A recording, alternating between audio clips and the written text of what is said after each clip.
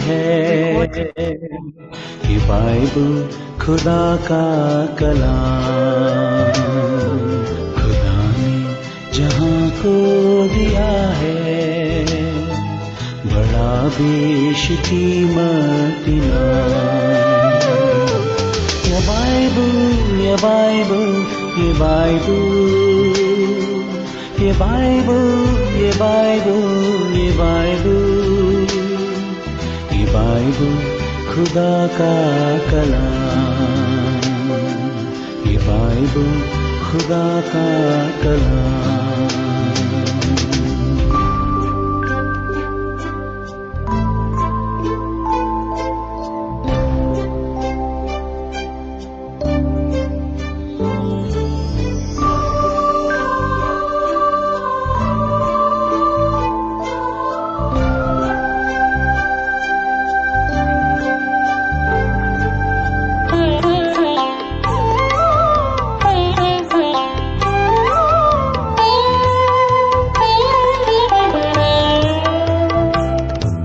ये बाइबल हमें है बताती, गुनाहों से तुम दूर रहना। ये भागे अदन एक दुनिया, गुनाहों के फल तुम न चखना। ये बाइबल हमें है बताती, गुनाहों से तुम दूर रहना। ये बागे अदन एक दुनिया, गुनाहों से तुम दूर रहना। बाइबल है एक डाल उसकी, खुदा का है ये इंतजाम। ये बाइबल है एक डाल उसकी, खुदा का है ये इंतजाम। ये बाइबल, ये बाइबल, ये बाइबल, ये बाइबल, ये बाइबल, ये बाइबल, ये बाइबल खुदा का कलाम, ये बाइबल खुदा का कलाम।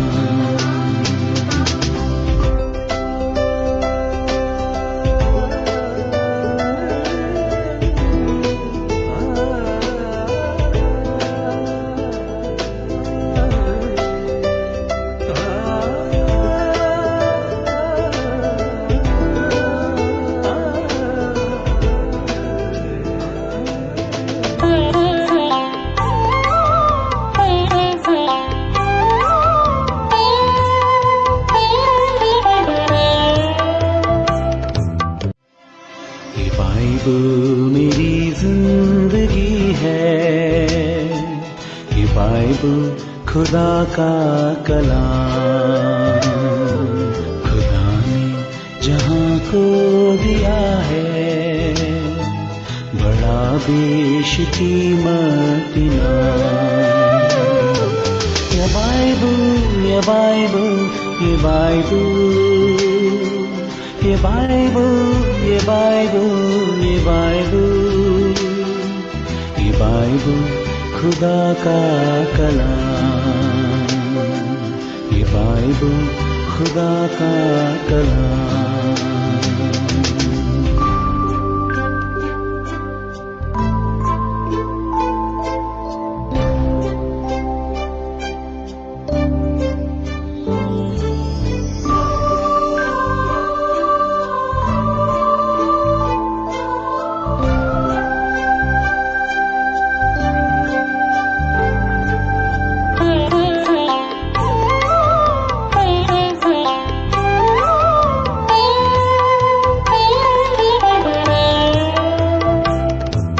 ये बाइबल हमें है बताती, गुनाहों से तुम दूर रहना। ये भागे अदन एक दुनिया, गुनाहों के फल तुम न चखना। ये बाइबल हमें है बताती, गुनाहों से तुम दूर रहना। ये बागे अदन एक दुनिया, गुनाहों से तुम दूर रहना। बाइबल है एक डाल उसकी, खुदा का है ये इंतज़ाम। ये बाइबल है एक डाल उसकी, खुदा का है ये इंतज़ाम। ये बाइबल, ये बाइबल, ये बाइबल, ये बाइबल, ये बाइबल, ये बाइबल, ये बाइबल खुदा का कलाम। ये बाइबल खुदा का कलाम।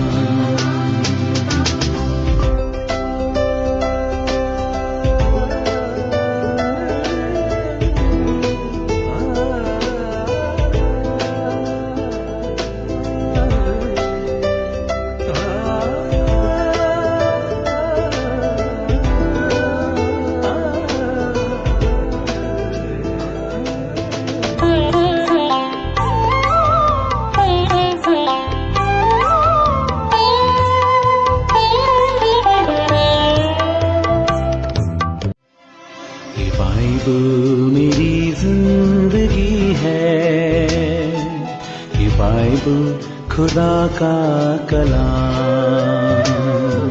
खुदा ने जहां को दिया है, बड़ा बेशकीमत इनाम। ये बाइबल, ये बाइबल, ये बाइबल, ये बाइबल, ये बाइबल, ये बाइबल, ये बाइबल खुदा का कलाम। ये बाइबल खुदा का कलाम।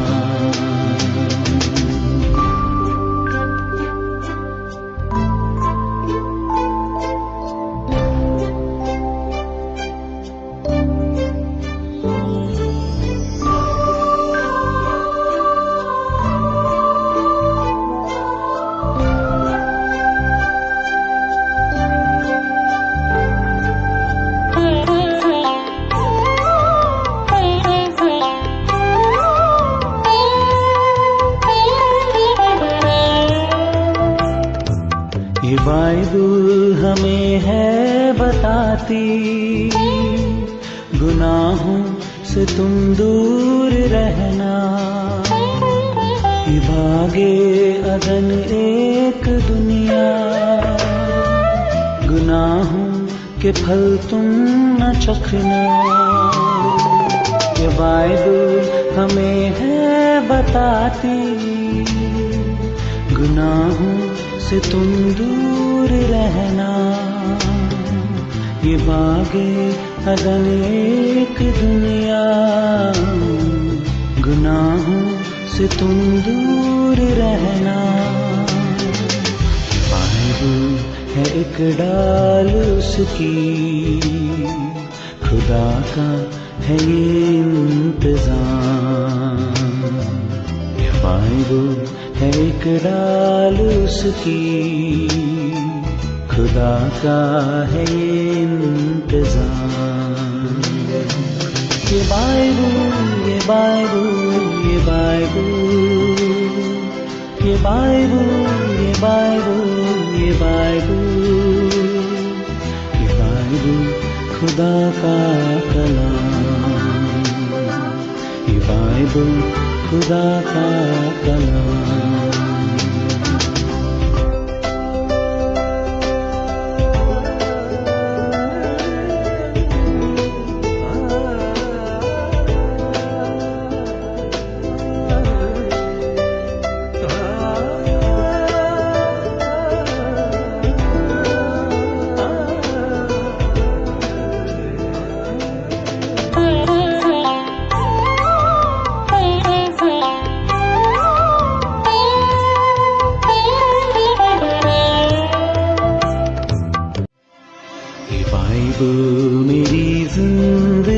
है, ये बाइबल खुदा का कलाम। खुदा ने जहां को दिया है बड़ा बेशकीमत इनाम। ये बाइबल, ये बाइबल, ये बाइबल, ये बाइबल, ये बाइबल, ये बाइबल, ये बाइबल खुदा का कलाम। ये बाइबल खुदा का कलाम।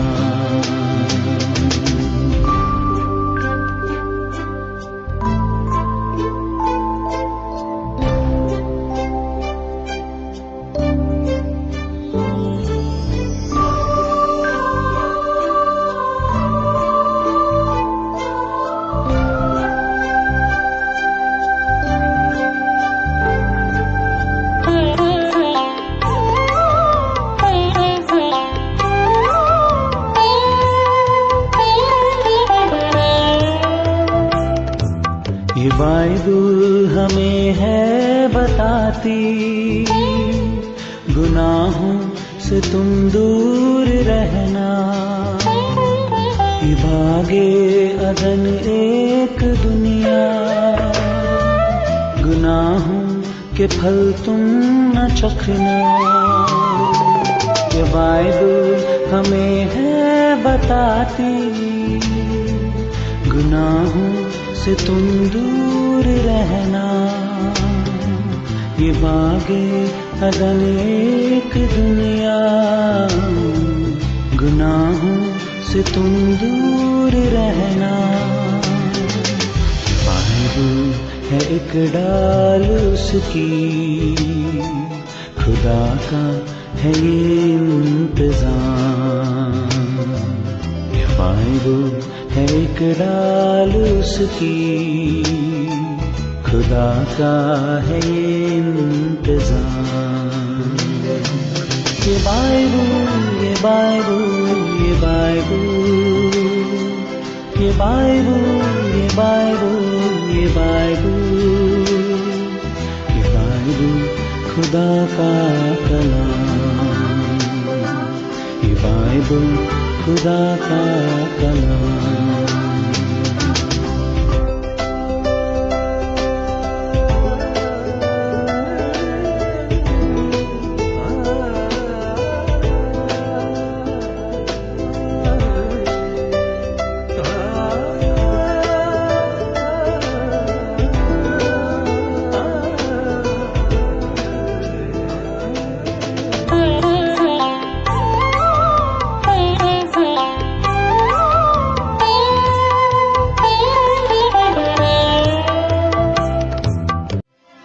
ये बाइबल मेरी जिंदगी है, ये बाइबल खुदा का कलाम।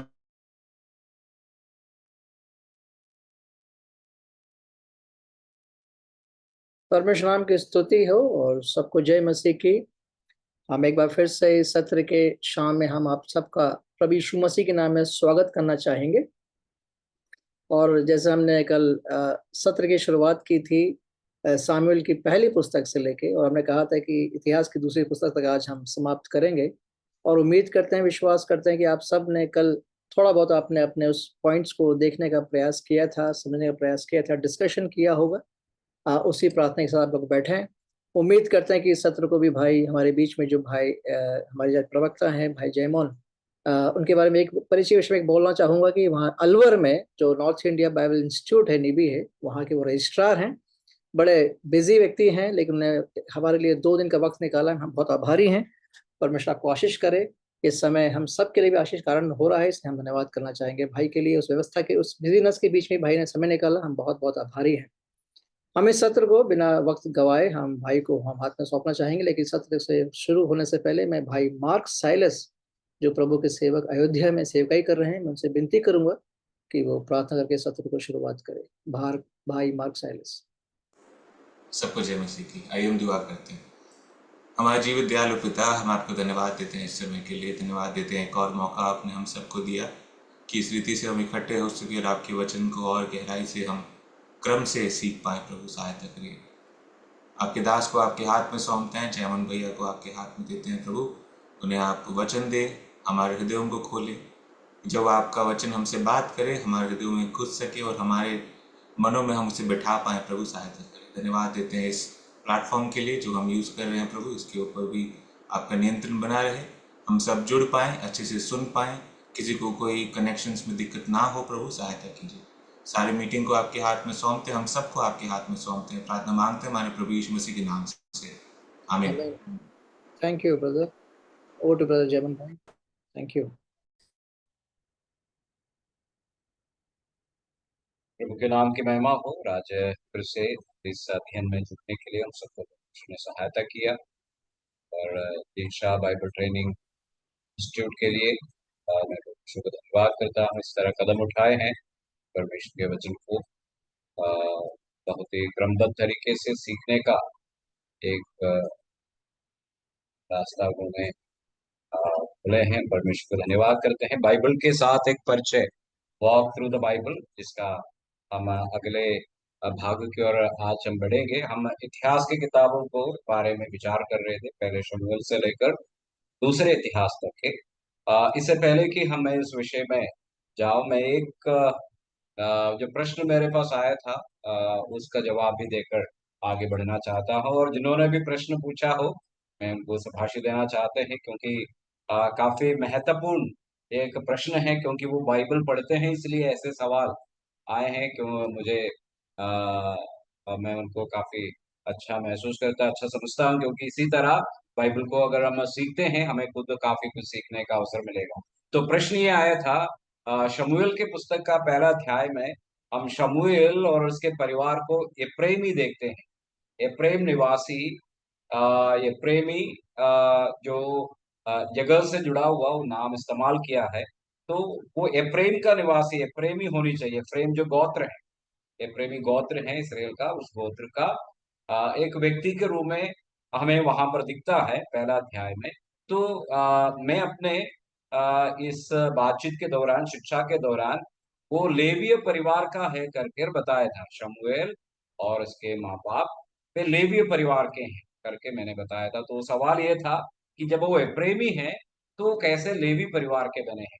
तो आप जो भी प्रश्न पूछे हैं, अब पहले इतिहास उसका 6 अध्याय पे अगर एक बार आ जाएंगे, पहला इतिहास उसका अध्याय 6 और उसका 22 पद से लेकर आगे पढ़ना है, लेकिन हम वो सारे अभी फिलहाल पढ़ने का वक्त नहीं है। पहला इतिहास 6 अध्याय का 22 से या 16 पद से अगर आप देखें, आपके बाइबल में शीर्षक में लिखा है लेवी के वंशजों का नाम यहाँ पर दिया गया है। ठीक है, लेवी के वंशजों का नाम। अब आगे बढ़ते हुए आप उसका 27-28 पद को अगर पढ़े, यहाँ पर लिखा है नहत का एलियाब और एलियाब का यरोहाम और यरोहाम का पुत्र एल्काना हुआ। और आगे 28 में शमूएल के पुत्र, उसका जेठा योएल और दूसरा अबिया। तो शमूएल, एल्काना आदि का नाम जो वंशावली इतिहास के पुस्तक में दिया है वो लेवियों का कुल में दिया है। ठीक है, लेवी के गोत्र के साथ जोड़कर उनका नाम दिया है। अब आगे भी आप पढ़ लीजिए उसका 6 का 33वां पद, इसी पहला इतिहास 6 अध्याय का 33 में लिखा है जो अपने अपने पुत्रों समेत उपस्थित हुआ करते थे वे ये हैं, अर्थात केहातियों में, केहाती लोग उनके वंश में से हैं। हेमान गवैया जो योएल का पुत्र था और योएल शमूएल का और शमूएल एल्काना का और एल्काना यरोहा। इस तरह वहां पर भी इस परिवार को हम लेवी परिवार के सदस्य के रूप में देखते हैं। तो इसीलिए हम और मैंने अपने अध्ययन के दौरान इसे लेवीय परिवार का व्यक्ति मैंने बताया। अगर वो लेवीय परिवार का है तो फिर एप्रैमी कैसे बना, जैसे पहले शमूएल में पढ़ते हैं, ये भी एक सवाल है। एप्रैमी इसलिए है क्योंकि लेवियों का अपना अलग से कोई जगह बाइबल के अनुसार, मूसा के नियम के अनुसार नहीं दिए हैं। उनका कोई अपनी संपत्ति नहीं है।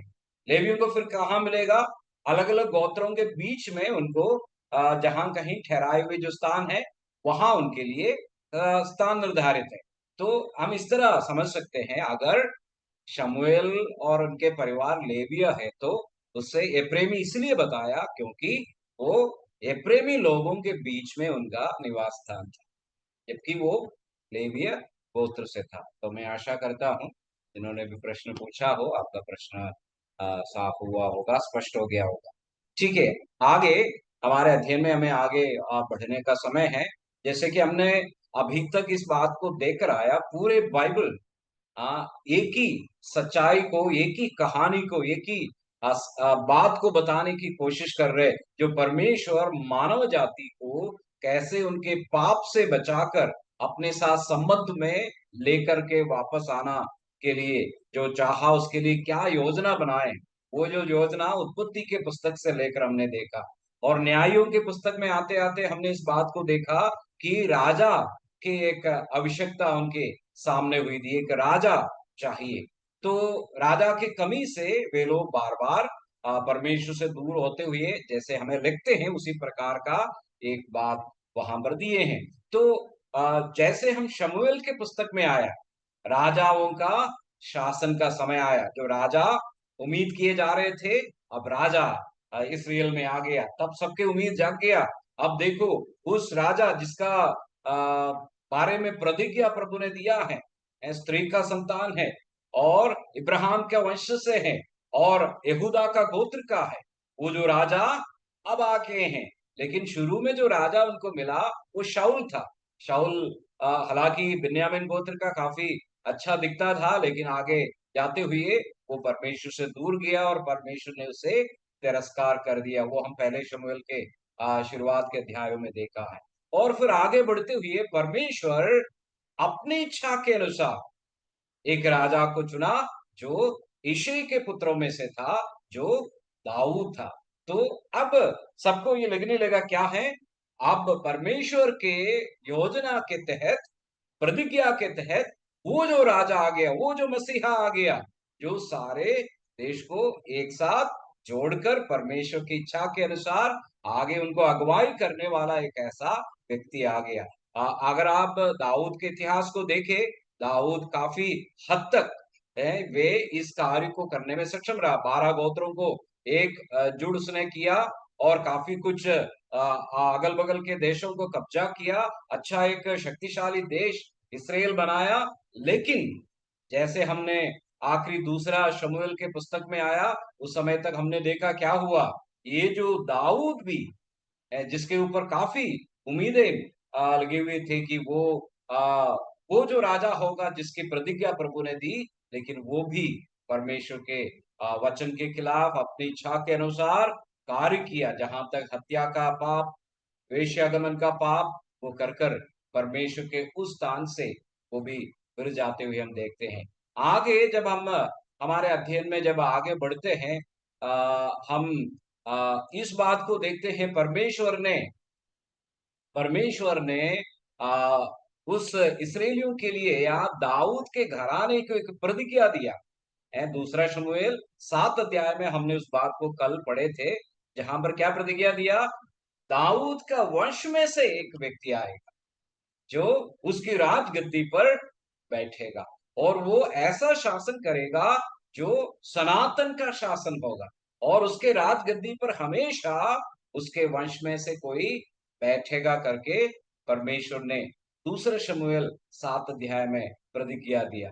अब जैसे हम राजाओं के पुस्तक में प्रवेश करते हैं, उसी राजा का हम जिक्र देखते हैं। जैसे राजाओं का जो पुस्तक, जैसे मैंने कल बताया, शमूएल के पुस्तक के समान इब्रानी बाइबल के अंदर ये दोनों एक ही पुस्तक है, उसके कहानी एक ही है। ये शमूएल दाऊद के पश्चात जो राजा इसराइल में शासन किए थे, उन सबके कहानियां हम राजाओं के पुस्तक में देखते हैं। इसलिए हमारे रूपरेखा के अंदर भी हम उसी प्रकार इन बातों को देखने की कोशिश करेंगे, एक पुस्तक के समान। हालांकि उसको हम विभाजित तौर पर भी देख सकते हैं। तो राजाओं के पुस्तक के लेखक के रूप में यिर्मयाह नबी को माने जाते हैं। एक दर्शी, एक नबी होकर उसने एक भविष्यद्वक्ता के दृष्टिकोण से इस पुस्तक को लिखा गया है। और उस समय में इसी प्रकार सेवा करने वाला यिर्मयाह था, और भी काफी यिर्मयाह के पुस्तक जो भविष्यवाणी और राजाओं के पुस्तक में समानता आप देख सकते हैं।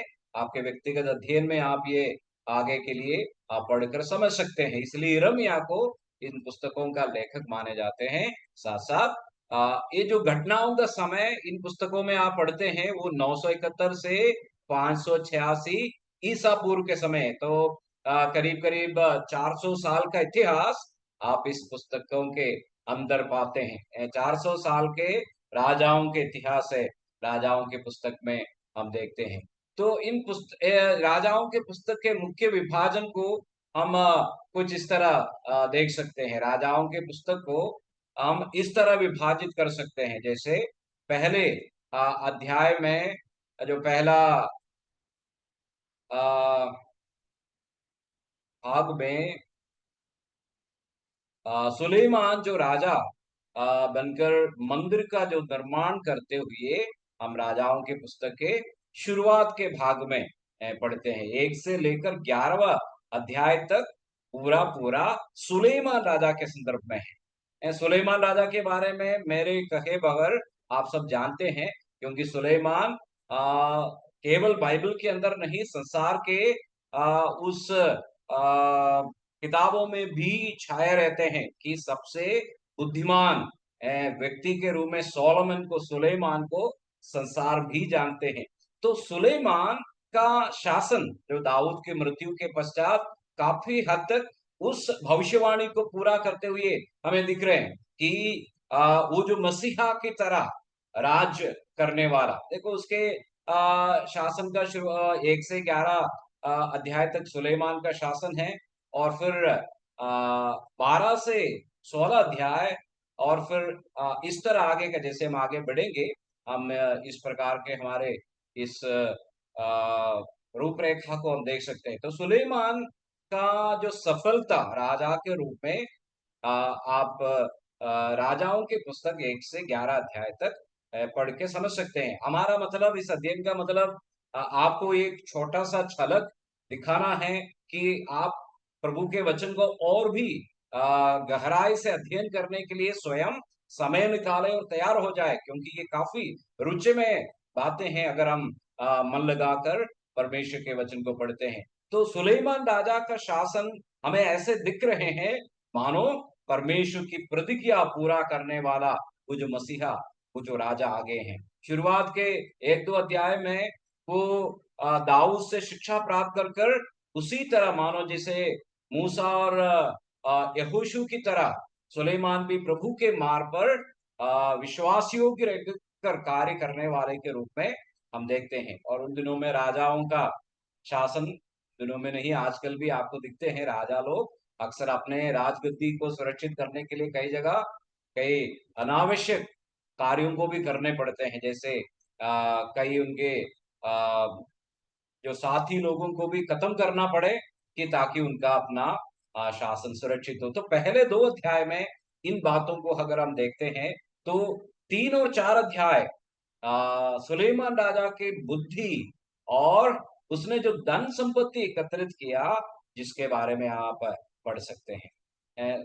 सुलेमान कितना बुद्धिमान था, एक दृष्टांत वहां पर दिया है। एक कहानी के तौर पर आप सभी जानते हैं, हम अपने स्कूल के पुस्तकों में भी, किताबों में भी ऐसे सुलेमान की एक कहानी को पढ़ते हैं, जहां 2 स्त्रियां एक लड़के को लेकर ये दावा कर कर आए कि मैं ही इसकी माँ है। तो तब जाकर परेशानी हुआ, राजा के सामने आए। राजा ने क्या किया, राजा ने बताया तलवार लाओ, बच्चे को 2 भाग में कर लो, एक भाग एक स्त्री को और दूसरा दूसरे स्त्री को। तो राजा के ये जो कथन से वहां पर इस बात को पता चल गए सच्ची माँ इस बच्चे का कौन था। तो कितने बुद्धिमान वो व्यक्ति था और उसने कैसे बुद्धिमानी से कार्य किया, वो आप 3 और 4 अध्याय में पढ़ सकते हैं। साथ साथ उन्होंने जो धन संपत्ति एकत्रित किया, जिसके बारे में भी आप इस भागों में पढ़ सकते हैं। आगे बढ़ते हुए पहले राजा का 5 से 9 अध्याय के शुरुआत तक सुलेमान राजा का ही शासन का सबसे महत्वपूर्ण उनका जो कदम या उनकी जो सफलता हम इस बात में देखते हैं, उसने परमेश्वर का मंदिर जो बनाया है, जिस मंदिर के लिए दाऊद ने अपना पूरा तन मन लगाकर कोशिश किया, जबकि प्रभु ने बताया तुम नहीं, तुम्हारा बेटा ये मंदिर बनाएगा। वो जो मंदिर आखिरकार राजा सुलेमान ने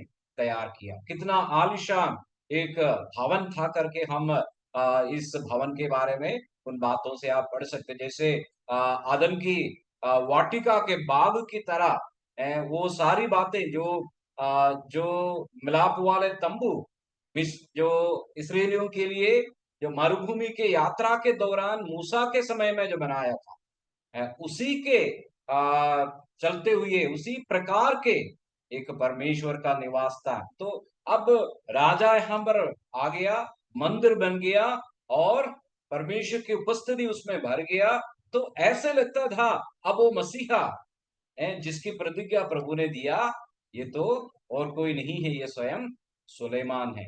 लेकिन सुलेमान का इतिहास यहीं समाप्त नहीं हुआ। राजा के पुस्तक में हम क्या पढ़ते हैं, उसके महिमा जरूर हम देखते हैं, लेकिन साथ साथ ये राजा उनके जीवन के अंतिम पड़ाव में जाकर आखिरी दिनों में वो प्रभु से दूर चले जाते हैं। सुलेमान के जो गलतियां हैं कुछ इस प्रकार, जैसे आपके स्क्रीन में आपको दिख रहे हैं, आपको ये पता चल सकते हैं। उसने अपने पत्नियां इतनी बढ़ाई, रखेलियां पत्नियां समेत कुछ हजार लोगों के बारे में हम सुलेमान के संदर्भ में पढ़ते हैं। वो एक तरफ अपने देश को मजबूत करने के लिए पड़ोसी देशों के साथ रिश्ता जोड़ा होगा, पर ये दूसरे तरफ परमेश्वर के वचन का खुल्लम खुला उल्लंघन था, कि गैर विश्वासी अन्य जातियों के साथ शादी का संबंध परमेश्वर ने अपने प्रजा को मना किया था, वो चाहे वो राजा हो प्रजा हो। तो सुलेमान ने इस तरह कार्य किया। और दूसरा, इसके चलते उसके जीवन में आए हुए पतन है, वो मूर्ति पूजा उसे मजबूरन जाकर करना पड़ा। आप उस भाग को पढ़ के देख लीजिए। उनकी पत्नियों के कारण, जैसे वो बूढ़ा हो गया, बुजुर्ग हो गया, पत्नियां उन पर जोर देना लगा कि हमारे देवता के मूर्ति, हमारे देवता के लिए मंदिर, इतने सारे मंदिर, इतनी सारे मूर्तियां उसने अपने देश में रखने लग गया। और एक और चीज जो सुलेमान ने जो बढ़ाया था, वो अपने धन संपत्ति इतने बढ़ा दिया है। 9 अध्याय में भी आप इस बात को पढ़ सकते हैं, 9-10 में, और 4 अध्याय में भी आप पढ़ सकते हैं। सुलेमान के पास सोना चांदी आदि चीजों का जो आगमन इतना ज्यादा था, बहुत ज्यादा, उनके धन संपत्ति भी बढ़ गया। और एक और बात सुलेमान के शासन के अंदर हुआ, वो क्या था, वो अपने इन सारे महलों का, वो मात्र मंदिर का काम नहीं करवाया, बहुत सारे महल उसने अपने पत्नियों के लिए, जो रानियों के लिए वो बनवाया। इन सब के लिए किसने काम किया, इसराइल के आम लोग। इसलिए बहुत ज्यादा बोझ लोगों के ऊपर वो ला दिया है। इस तरह सुलेमान का शासन का अंतिम समय उस उम्मीद पे खरे उतरने में वो नाकाम रहा। वो जो मसीहा का, वो जो राजा का, जिसका उम्मीद वे लोग करके बैठे थे, यही सुलेमान है। सुलेमान का समय स्वर्णिम समय बताते हैं, बहुत ही आलिशान समय था इसराइल का राज्य का जो समय, जो राजाओं का शासन का समय।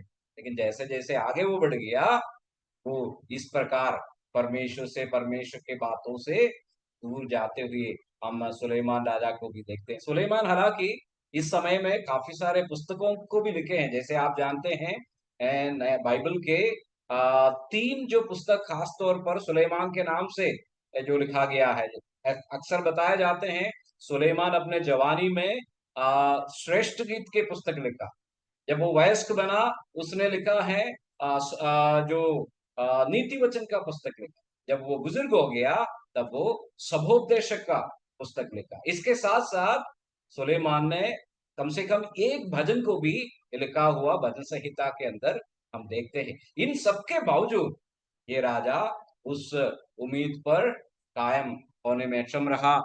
वो अब सभी लोग इस बात से जो उम्मीद लगाए थे कि मसीहा जिस राजा का प्रभु ने प्रतिज्ञा दिया वो सुलेमान तो नहीं है, लेकिन अब पता चल रहा है ये बिल्कुल भी सुलेमान नहीं है। तो आगे का इतिहास जो राजाओं के पुस्तक में हम जो पढ़ते हैं, पहले राजा 12 से लेकर 16 अध्याय तक इसराइल का जो देश है ये दो भाग में बट जाते हैं। जो 12 गोत्रों का जो देश के बीच में जो बंटवारा होते हुए हम यहाँ पर पढ़ सकते हैं, उसका जो आ, असली जो कारण सुलेमान का पाप था, जो आप पहले राजा के 10-11 अध्याय में पढ़ते हैं।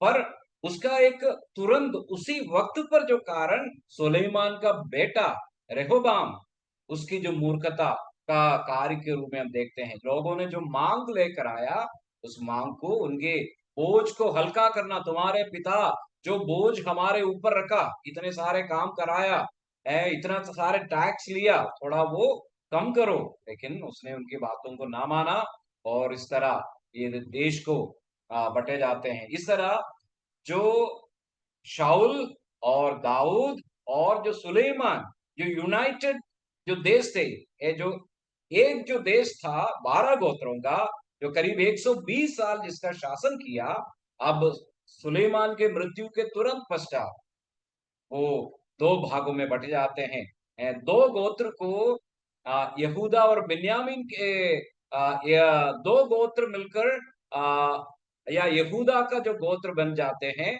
जिसका राजधानी यरूशलेम, जिसको दक्षिण देश कहा जाता है। और दूसरी ओर सुलेमान का दास हुआ करता था योराबो नामक एक व्यक्ति, वो 10 गोत्र को अपने साथ लेकर इसराइल के नाम से या उत्तर देश के नाम से सामरिया को अपने राजधानी बनाकर शासन करने लगा। अब राजाओं का पुस्तक का बाकी जितना भी इतिहास आप पढ़ेंगे, इन दोनों देश और इनके शासकों के बारे में है। दक्षिण देश यहूदा और उत्तर देश इसराइल, इन दोनों देश और उनके राजा, उनके शासन, इन सब के बारे में। हालांकि परमेश्वर की प्रतिज्ञा है, जो राजा यहूदा से जो उत्पन्न होने वाला है, वो ना तो दाऊद उस कार्य में सक्षम रहा, ना ही सुलेमान उस सारे बात को पूरा करने में वो सक्षम नहीं रहा।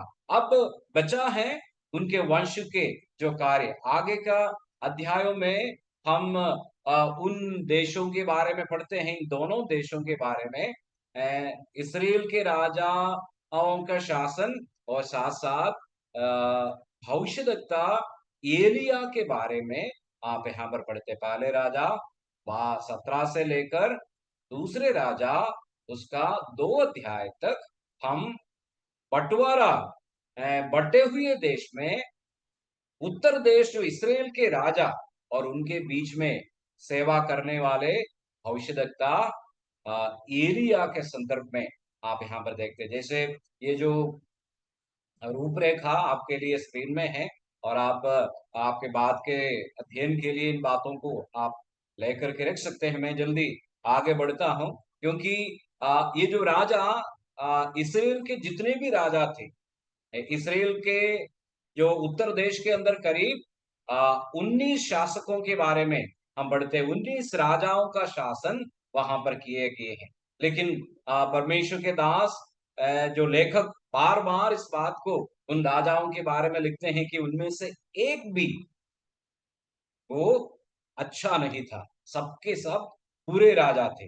करीब 9 राजवंश उस उत्तर देश में शासन किया। जो इसराइल में है, करीब 9 राजवंश से राजा लोग, 19 जो राजा उनके ऊपर शासन किया, लेकिन उनमें से एक भी परमेश्वर के मार्ग पर चलने वाले नहीं लगा। उसका पहला जो राजा था यरोबाम, उन्होंने क्या किया, वो अपने देश के दोनों छोर पर एक दान और बथेल में 2 मूर्तियों को रखा और वहां के 10 गोत्र के लोगों को क्या कहा, देखो तुम्हारा परमेश्वर ये है, इसकी तुम पूजा करो, दंडवत करो। इस तरह मूर्ति पूजा और हर प्रकार के बुरे जो कार्य वहां पर उस उत्तर देश में शुरू हो गया। लोग धीरे धीरे परमेश्वर से दूर होते गया और गलत कार्य करने लगा। और उनमें से एक राजा आहाब और उसकी पत्नी इजेबेल के बारे में आप पढ़ते हैं, कितने बुरे थे ये दोनों। और उनके समय बुराई इसराइल में इतना ज्यादा बढ़ गया। जब राजा बुरे हैं तो प्रजा की बात क्या कहना है। और वहां पर लोग परमेश्वर से इतने दूर जाने लगा। तब जाकर परमेश्वर अपने दास जो भविष्यद्वक्ताओं को इन विश्वासियों के बीच में, इन लोगों के बीच में भेजने लगा। परमेश्वर एक ऐसा परमेश्वर है, गलती करने पर, अपने लोगों की गलती पर वो उनको सतर्क करते हैं, उनको समझाते हैं, उनको पश्चाताप कर कर, अंगीकार कर कर वापस लौटने का अवसर देते हैं। ये है बाइबल का परमेश्वर। मैं और आप परमेश्वर के जन हैं। अगर मैं और आप गलत करते हैं, आज भी परमेश्वर मुझे और आपको अपने गलतियों से वापस लौटने का मौका देते हैं। इसलिए परमेश्वर अपने दास भविष्यद्वक्ताओं को उनके बीच में भेजने लगा। एलिया, उसके बाद उनके जो शिष्य के रूप में एलीशा और आदि बहुत सारे जो मौखिक सेवा किया और लिखित रूप में सेवा किया। जो एशिया से लेकर जितने भी भविष्यद्वक्ताएं हैं, ये सब के सब इन राजाओं के समय में सेवा करते हुए लोगों को परमेश्वर की ओर वापस लाने का कोशिश करते हुए हम देखते हैं। लेकिन क्या राजा और प्रजा परमेश्वर के बातों को माना? ये हम आगे के इतिहास में देखते हैं। पहले एलिया को भेजा आहाब के समय में, उसके बाद एलीशा नामक जो भविष्यद्वक्ता को हम देखते हैं। एलिया से भी डबल, दो गुना कार्य किया हुआ एक भविष्यद्वक्ता के रूप में हम एलीशा को देखते हैं। एलीशा ने उस उत्तर देश के लोगों के बीच में रहकर लोगों को परमेश्वर की ओर लाने के लिए काफी सारे प्रयास किया, काफी मेहनत उन्होंने किया। वो जो सारे उनके कार्य आप दूसरे राजा 3 अध्याय से लेकर 13वें अध्याय तक आप समय निकाल कर पढ़ के देख लीजिए। कितना अद्भुत तरीके से परमेश्वर अपने लोगों को सतर्क करते हैं, उन्हें चेतावनी देते हैं, उन्हें मन फिराने का मौका देते हैं। अगर मन फिराएगा, परमेश्वर क्षमा करने वाला। हमें पता है, हम उस कहानी को अच्छी तरह जानते हैं, जो उड़ाव पुत्र जिसे हम कहते हैं। सब कुछ उड़ा दिया, पर अपने में वापस आकर मैंने गलत किया, ये जो शब्द अपने मन में सोचा ही काफी था। पिता ने क्या किया? उसको जाकर दौड़कर गले लगाया। ऐसे ही हमारा परमेश्वर है। बस हमें अपना गलतियों का एहसास करना, प्रभु के सामने मानना, इतना ही प्रभु हमसे चाहते। क्या इसराइली लोग, इसराइल के राजा और प्रजा वो कर पाए हैं? उनके इतिहास में हम आगे जो पढ़ते हैं, वो इतिहास हमें इस बात को समझा रहे, ये लोग बिल्कुल भी परमेश्वर के दासों के भी बात को मानने के लिए तैयार नहीं हुआ। दूसरे राजा 14 से लेकर 17वें अध्याय तक का जो इतिहास, जो 10 गोत्र हैं, जो उत्तर देश है, जिसके ऊपर करीब 19 जो राजा शासन किए हैं, ये जो उत्तर देश का कहानी उस निर्वासन की ओर, एक बंधुआई की ओर चले जाते हुए पढ़ते हैं। परमेश्वर हमें बार बार मौका जरूर देते हैं, एक बार नहीं, कई बार। वो बार बार खटखटाते रहते हैं, मन फिराओ, पश्चाताप करो। लेकिन अगर परमेश्वर की बातें प्रभु के लोग नहीं मानेगा, उसके परिणाम स्वरूप उसका जो दुष्परिणाम है उनको भुगतना पड़ेगा। अब आप उसका 12 से लेकर 17वें अध्याय तक, दूसरे राजा 14 से 17 अध्याय तक पढ़ के देख लीजिए। परमेश्वर ने कैसे अशूर नामक एक पड़ोसी देश को इसराइल के ऊपर विजय दिलाया, उनको कब्जा किया। शल्मनेसर नामक एक अशूर के राजा आखिरकार 722 ईसा पूर्व में इस 12 गोत्र को, 10 गोत्र को अपने वश में कर बंधुआई में लेकर के गया। ये है इसराइल या जो उत्तर देश के इतिहास को आप देखते हैं, जिसमें 9 राजवंश थे, 19 राजा थे, सबके सब बुरे थे। जब राजा शासक लोग भी बुरे हैं तो प्रजा भी उनके मार्ग ले लेते हैं। तो 722 ईसा पूर्व में अशूर द्वारा ये जो 10 गोत्र को उनके अपने कब्जे में ले गया। और एक सच्चाई जो बाइबल में हम देखते हैं, इन 10 गोत्रों का बारे में बाइबल कहीं और कोई इतिहास नहीं बताते हैं। इनकी कहानी ही मानो समाप्त हो गया। आगे कुछ भी हम इस 10 गोत्र के बारे में नहीं पढ़ते हैं। प्यारो, ये हमें भी सावधानी की बात है। प्रभु हमें बार बार मौका जरूर देगा, लेकिन हम अपने बुराई पर, पाप पर डटे रहेंगे, हम अपने मन को कठोर करेंगे, एक ऐसा समय आएगा शायद मुझे और आपको भी वापसी का कोई मौका ना मिले। इसलिए हम सतर्क रहे, प्रभु हमारे सहायता करे। तो इस तरह हम इस इतिहास को आगे देखते हैं। अब बचा है क्या?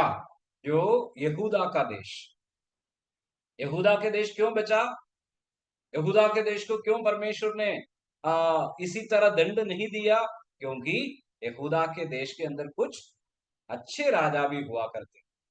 अगर आप राजाओं की पुस्तक को पढ़ के देखें, आपको जरूर कुछ, जैसे हिजकिया है, जोशिया है, आसा है और योआश है, इस तरह कुछ 8 ऐसे राजाओं को प्रभु के वचन पर चलने वाले राजाओं के रूप में आप देख सकते हैं। दूसरे राजा 18 से 20 अध्याय तक अगर आप देखेंगे, आपको राजा हिजकिया के बारे में वहां पर पढ़ते हैं। राजा हिजकिया एक ऐसा राजा था, परमेश्वर के वचन, उसके आज्ञाओं पर चलना, मंदिर को प्रभु की सेवा के लिए समर्पित किया। बहुत ज्यादा एक जागृति उनके शासन काल में देश में लाया। जब राजा प्रभु की ओर आ जाते हैं, ये स्वाभाविक है, लोग भी परमेश्वर के साथ साथ चलने लग जाते हैं। और उसके आगे हम 22 और 23 अध्याय में योशिया नामक राजा को भी काफी सारे सुधार, धार्मिक आध्यात्मिक क्षेत्र में, इसराइल यहूदा में सुधार को लाते हुए आप पढ़ सकते हैं। लेकिन ये क्या सुधार पर्याप्त था?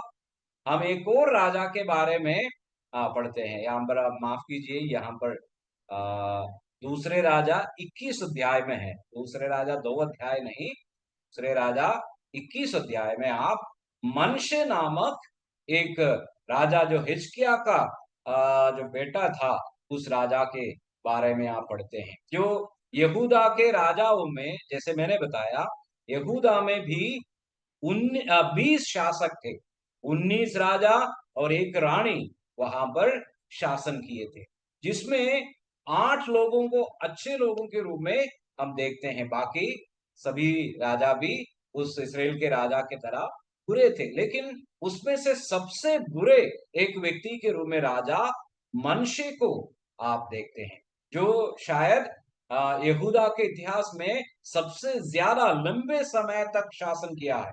50 से ज्यादा साल ये जो राजा मनशे ने यहूदा के ऊपर शासन किया। लेकिन उसने क्या किया? जैसे आपके स्क्रीन में है, मंदिर में मूर्ति पूजा की उसने स्थापना की और बाल देवता के लिए बलिदान चढ़ाने की प्रथा उसने अपने शासनकाल में शुरू की।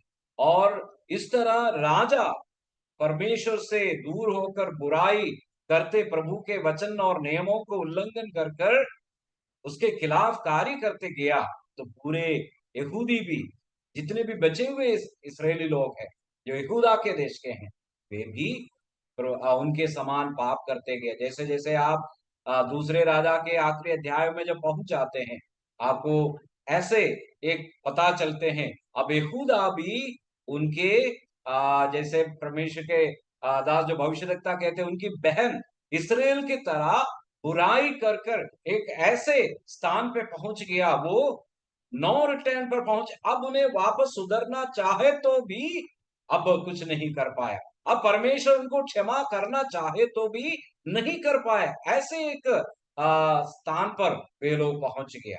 आखिरी अध्याय दूसरे राजा में अगर आप ध्यान करेंगे, आपको वहां पर ये मिलते हैं 24-25 अध्याय में परमेश्वर ने आखिरकार यहूदा के वंश को, यहूदा के देश को भी निर्वासन बंधुआई में भेज दिया। ये आप दूसरे राजा 24-25 अध्याय में पढ़ सकते हैं। बाबिलोन के राजा नेबूकदनेस्सर के द्वारा उन्हें प्रभु उनके सामने हरा दिया और वहां के लोगों को एक एक कर कर पकड़कर बंदी बनाकर वो अपने देश में लेकर के गए। राजा को पकड़ा और दानियेल और शद्रक जैसे जवानों को पकड़ के लेके गया। यहोयाकीम राजा वे सब बंदुआई में चले गया। जिदकिया राजा को उन्होंने मार डाला। हर प्रकार परमेश्वर का दंड परमेश्वर के लोगों के ऊपर आते हुए हम यहूदा के इतिहास में भी देखते हैं। हालांकि यहूदा के इतिहास के शासक कौन थे? वे सबके सब एक ही परिवार के थे। कौन सा परिवार? वो दाऊद के परिवार के, सुलेमान के वंश के, वे सब के सब यहूदा के थे। लेकिन वे भी परमेश्वर से दूर होकर अब निर्वासन में वो पराये देश में चले जाते हैं। तो अब क्या इसराइल के लिए कुछ आशा बचे हैं? प्रभु के जन के लिए क्या परमेश्वर के प्रतिज्ञा के लिए अब क्या बचा है? इसराइल तो वैसे बुरे हो गया, अब उसके साथ यहूदा भी, जो दाऊद के लोग हैं, जिनके लिए परमेश्वर ने प्रतिज्ञा दिया, वो भी खत्म हो गया। लेकिन दूसरे राजा का अंतिम अध्याय जो 25 अध्याय में, उसके आखिरी भागों में उनके लिए एक आशा के किरण आपको नजर आते हैं। वो क्या है? जब निर्वासन में रहते हुए राजा यहोयाकीन को जो बाबेल के राजा ने वापस उनको अपने साथ बैठने का, अपने साथ भोजन करने का आजादी देते हुए आप दूसरे राजा 25 अध्याय में देखने को मिलते हैं। तो इसका मतलब क्या होगा? शायद ये है परमेश्वर वापस अपना कार्य करने पर है। प्रभु के लोग उनके खिलाफ चले तो जरूर गया, लेकिन परमेश्वर अपनी प्रतिज्ञा, अपनी योजना इंसान के बुराई के कारण कभी छोड़ नहीं सकता। इंसान कितने भी बुरा क्यों ना हो, परमेश्वर इन सब के बावजूद अपने कार्य आगे करते रहे।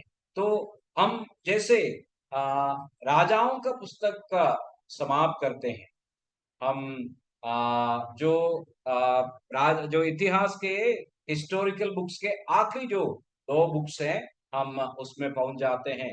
तो वो पहला और दूसरा इतिहास के पुस्तक है। ठीक है, ये जैसे बाकी पुस्तकों के समान इब्रानी बाइबल में ये भी एक ही किताब है, 2 नहीं है। और ये पुस्तक को माने जाते हैं एक अगर राजाओं का पुस्तक या शमूएल के पुस्तक एक भविष्यद्वक्ता अपने दृष्टिकोण से लिखा हो, तो इतिहास के पुस्तक एक याजक के दृष्टिकोण से लिखा हुआ पुस्तक के रूप में हम देखते हैं। इतिहास के पुस्तक एक याजक या याजकीय दृष्टिकोण से, इसलिए आप इतिहास के पुस्तक में मंदिर के बारे में, मंदिर के निर्माण के बारे में, मंदिर की सेवा के बारे में विस्तार रूप में लिखा हुआ पढ़ते हैं, क्योंकि ये लिखने वाला भी मानो कोई इस सेवा से जुड़ा हुआ हो।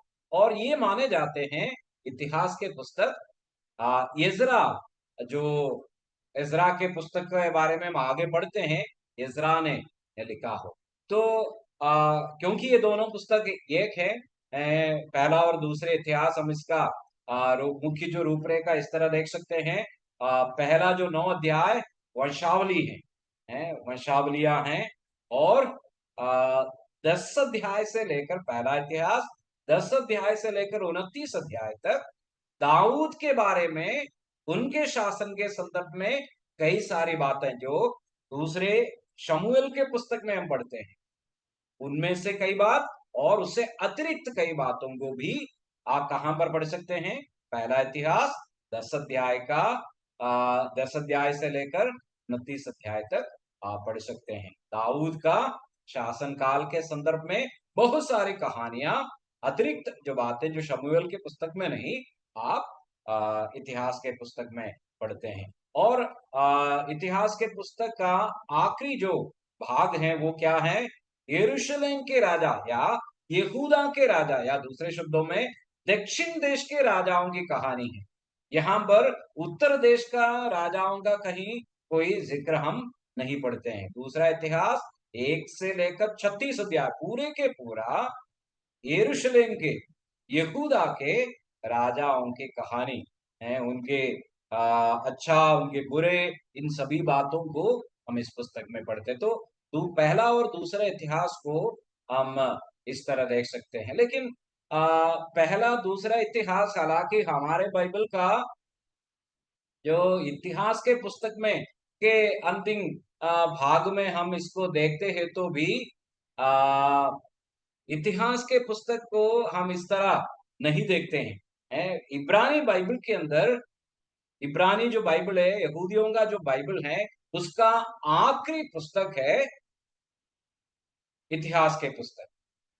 इसका मतलब जो भविष्यवक्ताओं के पुस्तक हमारे बाइबल में देखते हैं, भजन संहिता के पुस्तक हम देखते हैं, या भजनों की पुस्तक हम देखते हैं, वो सब इससे पहले लिखी हुई पुस्तकें हैं।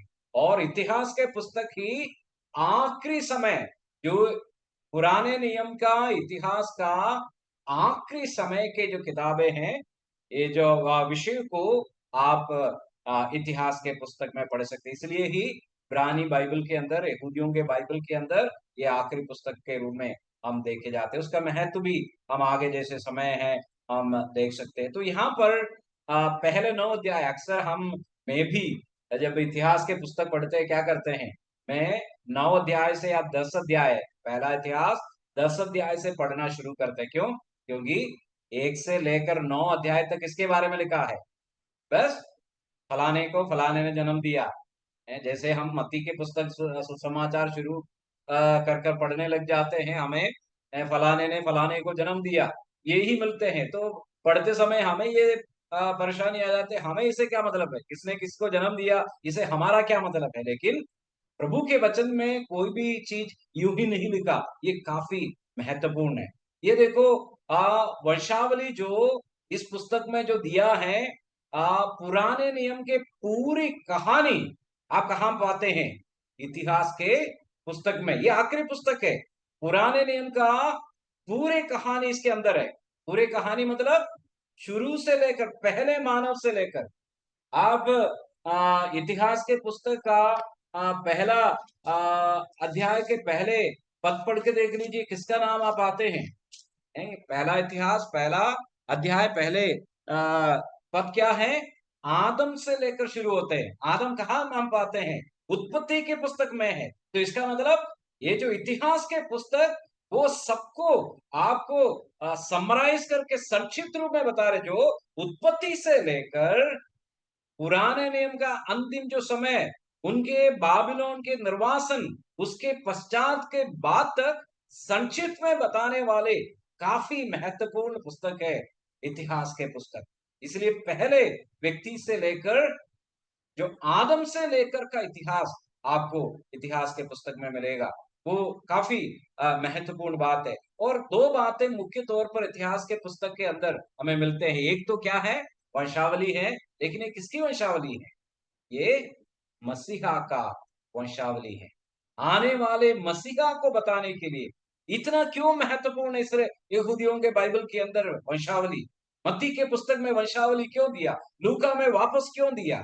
ये इस बात को बताने के लिए, जिस जिस मसीहा का प्रतिज्ञा आदम की वाटिका में पाप किए हुए आदम और हवा के सामने परमेश्वर ने रखा, स्त्री का संतान सर्प के सिर को कुचलेगा, वही जो वादा किया हुआ, वो जो वंश, स्त्री का वंश, आखिरकार मरियम के बेटे के रूप में जो उत्पन्न हुए हैं, इस बात को ये जो वंशावली के साथ जोड़ कर आपको इस पुस्तक के द्वारा दिए जाते हैं। इसलिए जो पहले 9 अध्याय, पहले इतिहास काफी महत्वपूर्ण है। ये मसीहा के वंशावली को आप इसमें पढ़ सकते हो। और खासकर अगर आप ध्यानपूर्वक पढ़े, वो जो लोग बंधुआई में चले गए, हम यहाँ पर जरूर पढ़ते हैं, बेबीलोन के बंधुआई में यहूदा को भी पकड़ कर लेके गए। अब क्या होगा? अब कोई वापसी है? ये जो पुस्तक हमें बताते हैं, अगर आप ये वंशावली को पढ़े, उन लोगों का भी वंशावली इसमें लिखा है जो बंधुआई में गया और वापस भी आए हैं, जो जेरुब्बाबेल जैसे लोगों का जिक्र आप इस पुस्तक में पढ़ते हैं। दूसरी बात आपको इतिहास के पुस्तक में जो मिलते हैं वो पुरोहितों का, याजकों की वंशावली है। हारून से लेकर जितने भी उनके वंशज से जो मंदिर में जो सेवा किया है, मंदिर के संबंध में जो सेवा किया है, उन सबका भी वंशावली खास तौर पर आप इस इतिहास के पुस्तक में मसीहा की वंशावली एक तरफ जब हम देखते हैं, दूसरे तरफ मंदिर और मंदिर की सेवा करने वाले पुरोहितों के वंशावली भी आपको इतिहास के पुस्तक में पढ़ते हैं। तो पहले 9 अध्याय अगर हमें इस पुस्तक में क्या मिलते हैं, वंशावली है। वो वंशावली को अब से लेकर जब भी आप पढ़ेंगे यूं छोड़ के मत जाना है। हालांकि थोड़ा हमें अटपटा सा लगेगा जरूर, लेकिन उसके अंदर भी काफी महत्वपूर्ण आत्मिक सच्चाई हमें सीखने को मिलेगा। आप आगे का अपने पढ़ाई में जरूर इस बात को ध्यान रखिएगा। 10 से लेकर 29 अध्याय तक, जैसे मैंने बताया, दाऊद का शासन का संदर्भ में, दाऊद के राज्य और उससे संबंधित काफी सारे कहानियां। एक दो बात हमें इसमें देखने को मिलते हैं कि इतिहास के लेखक दाऊद के उन नकारात्मक, उनके पाप के संबंधित बातों को यहाँ पर जिक्र नहीं किया है। दाऊद ने जो भी पाप किया शमूएल के पुस्तक में आप पढ़ते हैं, उनका जिक्र आप इतिहास के पुस्तक में नहीं पढ़ते हैं। और उल्टा कुछ और सकारात्मक बातें जो शमूएल में नहीं है, आप इतिहास के पुस्तक में आपको देखने को मिलते हैं। और खास तौर पर मंदिर बनाने की जो तैयारी किस प्रकार दाऊद ने किया, शमूएल के पुस्तक में कुछ जिक्र तो जरूर है, पर उसको विस्तार पूर्वक आप इस पुस्तक में पढ़ते हैं। तो लेखक क्या दाऊद की कमियों को छिपाना चाह रहे थे क्या? दाऊद बहुत अच्छा एक इंसान के रूप में प्रस्तुत करने के यहाँ पर कोशिश कर रहे हैं, लेकिन ऐसा नहीं है। अगर अब्राहम ने पाप किया हो, मूसा ने पाप किया हो, दाऊद ने पाप किया हो, तो सब पाप है। पाप का परिणाम और उसका दुष्परिणाम उन सब ने सहा भी है। पर यहाँ पर ऐसे क्यों है? लेखक दाऊद को एक आदर्श राजा के रूप में यहाँ पर दिखाने की कोशिश करते हैं, जो आने वाले मसीहा का एक झलक के रूप में, एक चित्र के रूप में दाऊद को यहाँ पर इस लेखक, जो इतिहास के लेखक प्रस्तुत करता है। और भविष्यवक्ताओं ने भी इसी तरह प्रस्तुत किया है। जो यिर्मयाह जैसे भविष्यवक्ता भी दाऊद को और दाऊद के वंश को, दाऊद के पीढ़ी को मसीहा के जो वंश के रूप में प्रस्तुत किया है। इसलिए चाहे वो दाऊद हो या सुलेमान हो, इन सबको एक सकारात्मक दृष्टिकोण में इतिहास के लेखक प्रस्तुत करते हैं। ये इसलिए नहीं उनके कमियों को नजरअंदाज कर रहे, लेकिन वो अन्य एक दृष्टिकोण से इन बातों को यहाँ पर प्रस्तुत किया है। और दूसरा इतिहास 1 से लेकर 36 अध्याय तक जो भी बातें हम पढ़ते हैं, वो दक्षिण देश या यहूदा के राजा या दाऊद के वंश के राजाओं के बारे में ही हम यहाँ पर पढ़ते हैं। हम उत्तर देश इसराइल के बारे में कुछ भी हम यहाँ पर नहीं पढ़ते। काफी समानता और अंदर राजाओं के पुस्तक से आपको यहाँ पर देख सकते हैं। अच्छे राजाओं का बारे में, उनकी आज्ञाकारिता के बारे में, फलस्वरूप में जो आशीष मिला उनके बारे में जरूर पढ़ते हैं। और जो राजा दुष्ट कार्य किया यहूदा में भी, उनको मिला हुआ परिणाम कितने भयानक थे, और आखिरकार उन्हें देश छोड़कर जाने लायक, प्रतिज्ञा का देश, जिस देश के लिए वो आस लगाए हुए, कनान जो दूध और मधु की धाराएं बहते हैं, उस देश से जो बाहर जाना, ये उन दंड के अलावा क्या है? आखिरकार परमेश्वर दंड देने वाला है, गलती पाप के ऊपर दंड भी देते हैं। ये जो सच्चाई भी यहाँ पर लेखक इतिहास के पुस्तक में प्रस्तुत करते हैं। तो पूरी जो चरित्र पुस्तक जो हमने देखा शुरू से लेकर ये जो इतिहास, उनके परिवार के इतिहास और उनकी जिम्मेदारियां, आगे के बातों को आप इस पुस्तक में देखते हैं। लेकिन जैसे जैसे हम इतिहास के पुस्तक में आखिरी भागों में आ जाते हैं, जैसे मैंने बताया, इतिहास के पुस्तक पुराने नियम का आखिरी पुस्तक है, या पुराने नियम का आखिरी समय है, इतिहास के पुस्तक में दर्ज किया है। जहां पर आप क्या पढ़ते हैं, वो निर्वासन में गए हुए लोगों को वापस आने के लिए फारस के राजा खुसरू उन्हें अनुमति दे रहे हैं। फारस के राजा खुसरू है, वो उन बंदियों को अपने देश वापस लौटकर मंदिर का निर्माण करने के लिए उनको आह्वान देते हुए आप पढ़ सकते हैं। लेकिन एक रुचिमय बात आखिर में आपको यहाँ पर जो देखने को मिलते हैं, वो दूसरा इतिहास 36 अध्याय का 23 पद है। दूसरा इतिहास 36वां अध्याय उसका 23वां पद, जिसमें हम इस तरह पढ़ते हैं। वो 22-23 पद दोनों उस संदर्भ की बात है जो बंधुआई में निर्वासन में गए हुए यहूदी लोगों के वापसी का जिक्र है। राजा खुसरू उन्हें ये अनुमति दे दे, फारस के राजा उनको बता रहे, तुम जाकर अपने देश में जाकर क्या करना है, परमेश्वर का मंदिर बनाना है। अब मैं उसका 23 पद आपके सामने आपके लिए पढ़ता हूँ। फारस का राजा खुसरू कहता है, स्वर्ग के परमेश्वर यहोवा ने पृथ्वी भर का राज्य मुझे दिया है, और उसी ने मुझे आज्ञा दी है कि यरूशलेम जो यहूदा में है उसमें मेरा एक भवन बनवा। इसलिए है कि उसकी प्रजा के सब लोगों, तुम में से जो कोई चाहे उसके परमेश्वर यहोवा उसके साथ रहे और वह वहां रवाना हो जाए। तो एक अन्य जाति, एक गैर यहूदी, एक राजा का ऐलान है कि तुम जाओ, अपने देश में वापस जाओ, और क्या करे, तुम अपने परमेश्वर का एक मंदिर, जिस मंदिर को नेबूकदनेस्सर राजा ने राख में बदल दिया, जलाया था, उस मंदिर को बनाने के लिए इन्हें वापस भेजते हैं।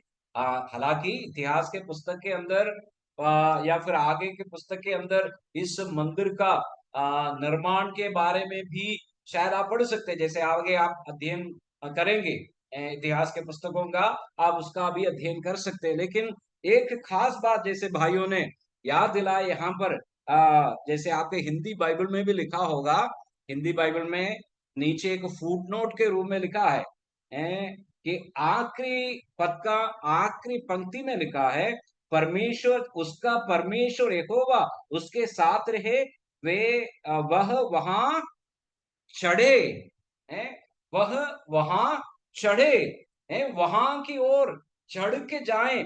तो ये पुस्तक इस उम्मीद के साथ पुराने नियम को समाप्त कर रहे, क्या उम्मीद देकर समाप्त कर रहे, हालांकि जो भी राजा जो यहूदा के गोत्र से दाऊद के वंश में से आया, दाऊद स्वयं हो या सुलेमान हो, परमेश्वर के प्रतिज्ञा के अनुसार मसीहा होकर उस मंदिर को निर्माण कर लोगों को परमेश्वर के नजदीक लाने में सक्षम नहीं रहा हो।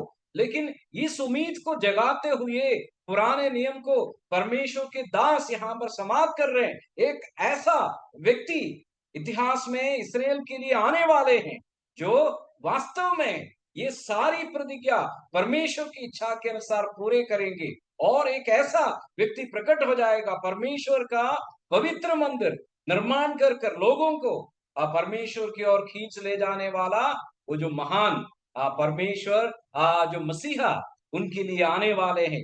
इस बात को जगाते हुए, इस आशा को उनके सामने रखते हुए इतिहास का ये जो पुस्तक है, जो पुराने नियम का आखिरी जो पुस्तक को समाप्त करते हैं। मसीहा जो प्रतिज्ञा परमेश्वर ने उत्पत्ति के पुस्तक में दिया, अब आखिर में जो पुराने नियम का इतिहास के अंतिम समय में जाकर भी उसी आशा को, उस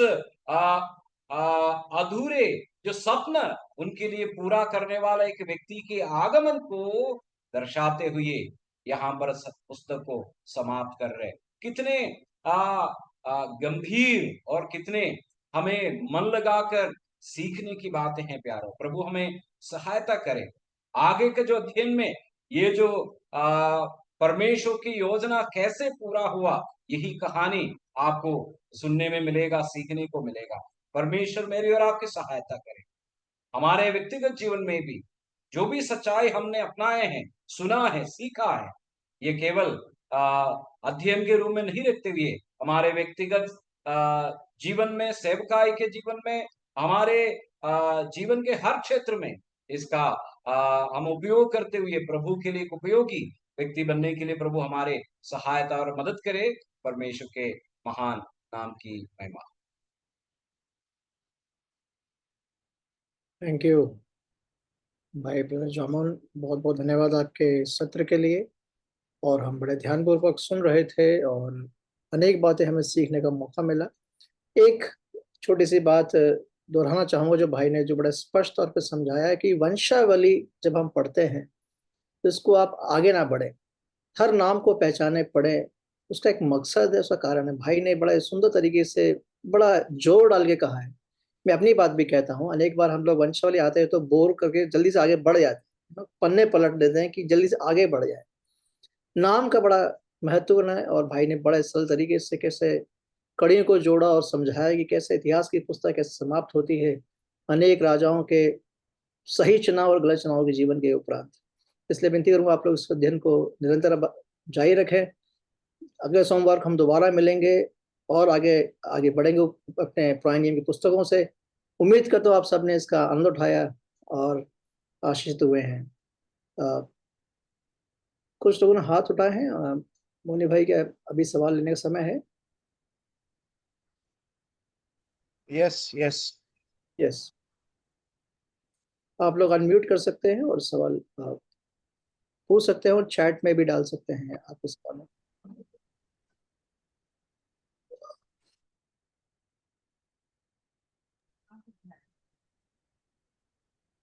किसी ने हाथ उठाया, आप सवाल पूछना चाहते हैं पूछ सकते हैं, 2-3 मिनट है।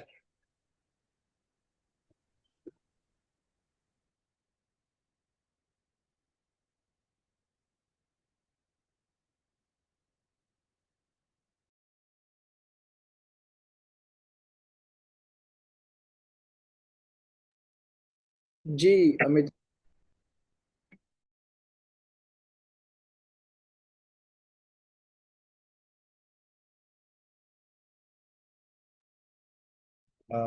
बहन Amita Gardner. Yes sister Amita, पूछिए।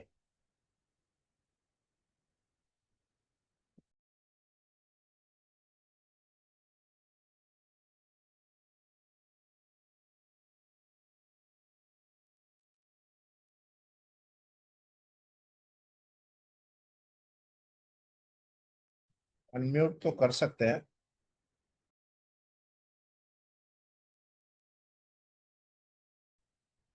Hello yes yes hello.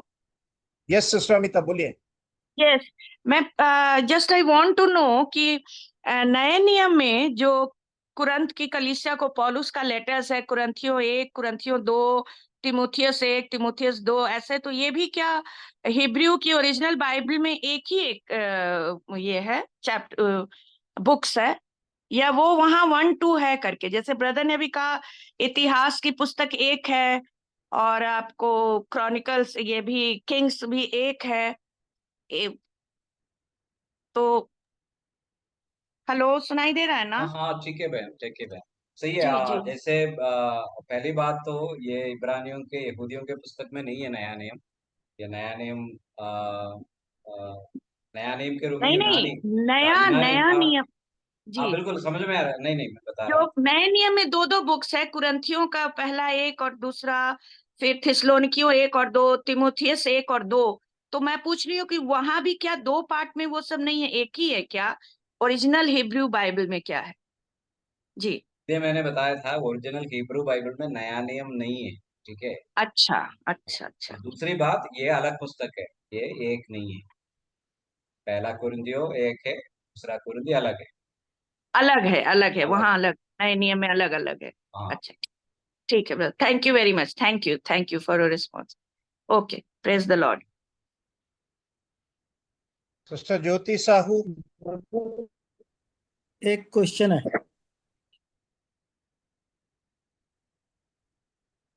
ज्योति चले गई हेलो। है। हाँ हाँ, बोलिए। सोनपाल सिंह है वो दूसरे कोई। हाँ ब्रदर, ये काफी किताबों का जो लेखक के बारे में बताते हैं बाइबल के, वो अननोन है। हाँ हाँ। तो ऐसा मतलब क्या रीजन है कि अननोन रखकर बाइबल में वो है, बुक्स है? तो आपके मतलब लेखकों का नाम क्यों स्पष्ट नहीं है? हाँ जी, हाँ जी, क्लियर। हाँ। लेखकों का नाम मुझे और आपको से है प्रॉब्लम स्पष्ट नहीं है, क्योंकि हम लोग ये जो लिखे हुए समय से अब कितने साल है, 5,000 या 4,000 साल बाद हम जीवन बिता रहे हैं। ठीक है। लेकिन उन दिनों में लोगों को जरूर ये पता होता था कि ये लेखक कौन है। उन दिनों में जब भी पुस्तकों को उनको मिला था, लेखकों को ये जरूर पता था। लेकिन हम अगर बातों को जोड़ करके एक साथ सीख करके हम अगर हम देखें, हमें ये भी पता चलते हैं। अगर स्पष्ट में नाम नहीं दिया है तो भी ये हम अनुमान लगाकर इस निष्कर्ष में पहुंच सकते हैं, जैसे मैंने बताया कि राजाओं का पुस्तक इज़रा ने यिर्मयाह ने लिखा, और इतिहास के पुस्तक इज़रा ने लिखा। ये हम उस अनुमान में भी पहुंच सकते हैं।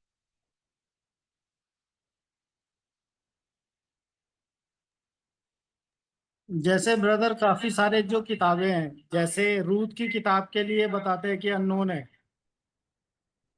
हाँ और जी। अय्यूब की किताब के लिए बताते हैं अननोन है राइटर।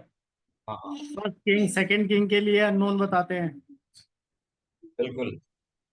और सेकंड शैमुएल भी एकदम क्लियर नहीं है कि किसने लिखा। हाँ हाँ हाँ।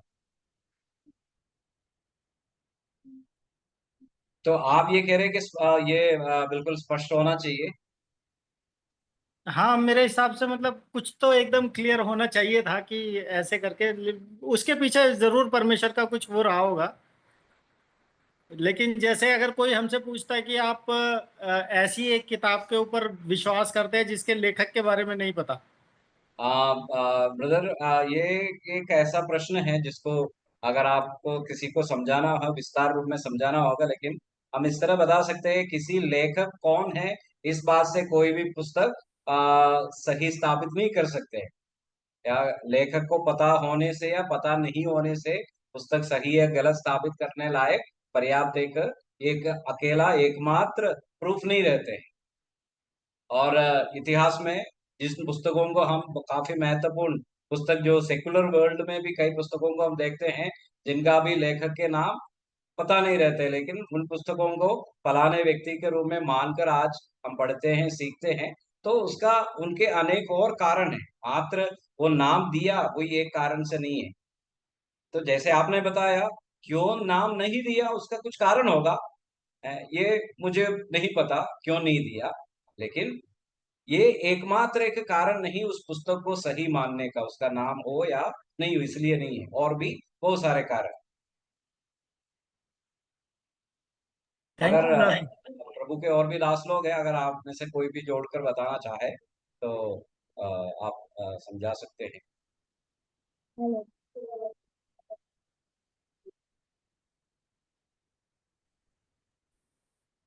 हेलो ब्रदर, जय मसीह की। मैं वासुदेव बोल रहा हूँ ब्रदर।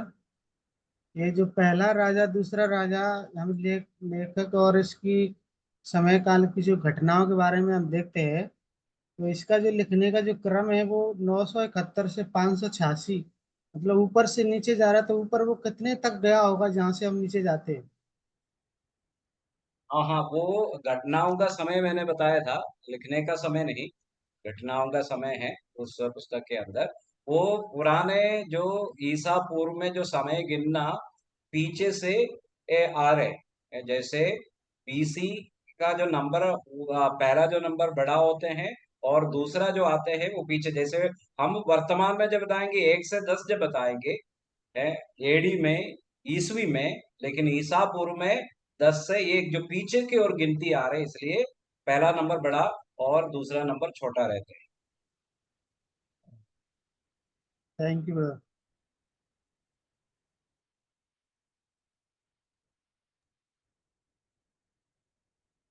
अभिषेक जॉन ने कोई सवाल पूछना है या फिर? जेएमसी के ब्रदर, मैं ये जानना चाह रहा हूँ कि बाइबल में हमें बताया जाता है कि परमेश्वर ने जब सृष्टि की रचना करी तो उसमें एक स्वर्गदूत बनाया था जो चलता था तो ध्वनि निकलती थी 7 प्रकार की। उसके अंदर फिर घमंड आ गया। तो ये चीज बाइबल में कहाँ पे लिखी है? हमें बाइबल पढ़ी, हमने मिली नहीं मुझे। ब्रदर ये मुझे भी ढूंढना पड़ेगा, ये कहाँ लिखा है जो स्वर्गदूत जब चलता था ध्वनि निकलते थे। मैंने भी अभी तक मेरे बाइबल में कहीं नहीं पढ़ा है। अगर और किसी ने पढ़ा है तो आप बता सकते हैं, अभी तक मुझे भी नहीं मिला। यशायाह और यिर्मयाह की किताब पढ़िए, दोनों में है। जो चलते समय ध्वनि निकलते थे। हाँ, वो सब उधर लिखा है, पूरा वर्णन दिया है ऊपर से नीचे तक। यशायाह और यिर्मयाह पूरा पढ़ेंगे तो मालूम चलेगा। Okay brother, thank you. Uncle ji, मेरा सवाल था। हाँ सिस्टर ज्योति बोलिए। हाँ, हम जानते हैं कि राज्याभिषेक जब दाऊद का हुआ, फिर उसके बाद जस्ट बाद हम पढ़ते हैं कि साउल को दुष्ट आत्मा परेशान करने लगी। फिर उसके बाद दाऊद को बुलाया जाता है साउल के द्वारा, और वो वहाँ पे उसके लिए वीणा बजाता था ताकि उसका दुष्ट आत्मा वहां से चला जाए। फिर उसके बाद हम पढ़ते हैं कि गोलियत से उसकी लड़ाई हुई। इससे पहले दाऊद साउल का अति प्रिय हो चुका था, लेकिन गोलियत से लड़ाई के बाद वो कहता है कि ये किसका पुत्र है। वो अपने सेनापति से पूछता है, तो वो ऐसे कैसे बोलता है, वो उसका अति प्रिय हो चुका था, इवन उसके हथियार ढोने वालों में से एक था। आपके सवाल शायद कुछ इस प्रकार हैं। दाऊद को पहले से ही शाऊल जानता था, लेकिन दोबारा दाऊद शाऊल ऐसे क्यों पूछ रहे कि ये किसका पुत्र है, मानो वो उसे नहीं जानता है ना। यही तो आप पूछ रही है ना बहन? जी जी। हाँ। हमें ऐसे ये जो पढ़ते समय हमें जरूर ऐसे दिखता है कि ये शाऊल ऐसा क्यों कर रहे, क्योंकि पहले बार जब गोलियात के मारने के वक्त उसके बारे में उसको पता तो चला, लेकिन बाद में जाकर दूसरे बार वो इस प्रकार क्यों पूछ रहे कि ये कौन है, किसका बेटा है।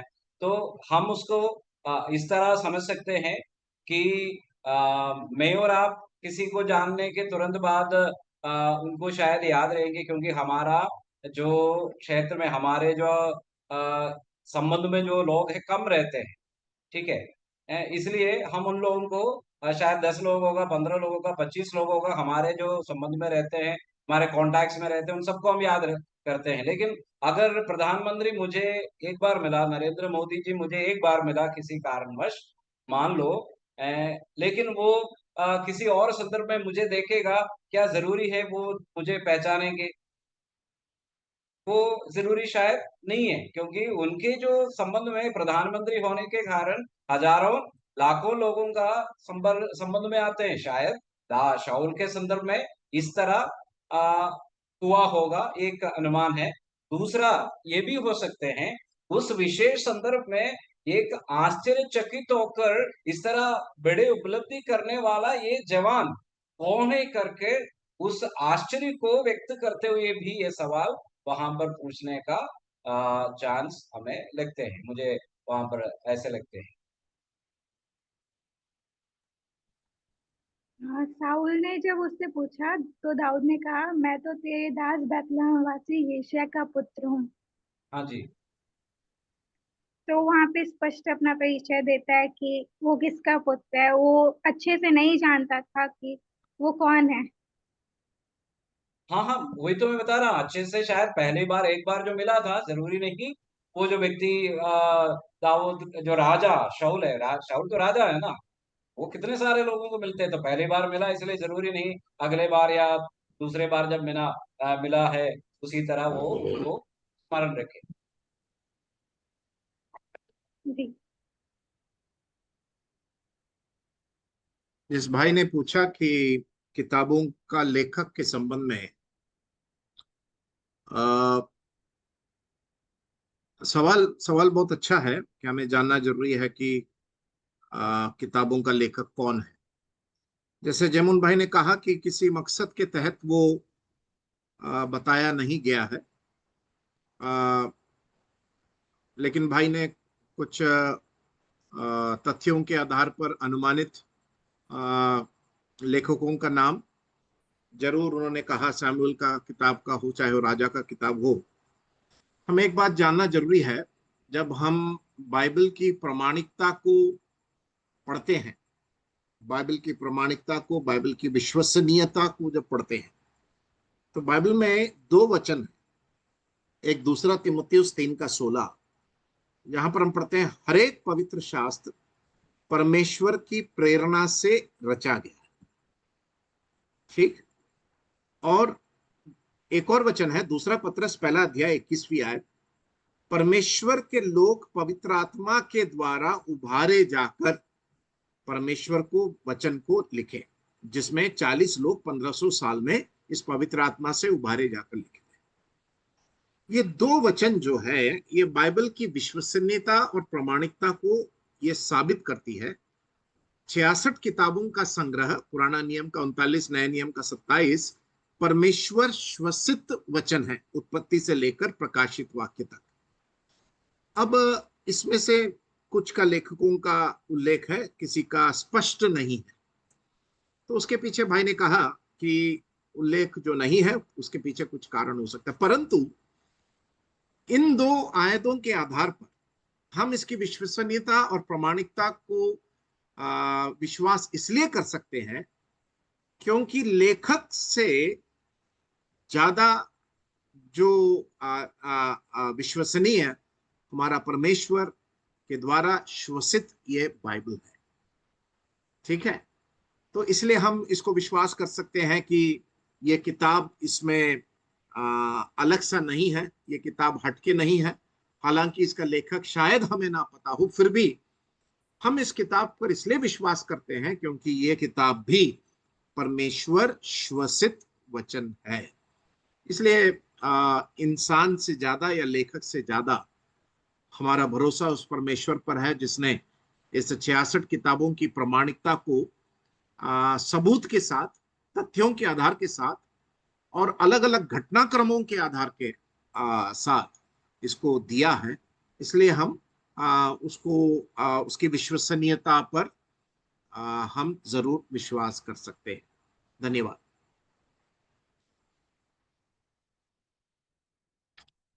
मैं समझता हूं कि बहुत अच्छा रहा आप लोगों के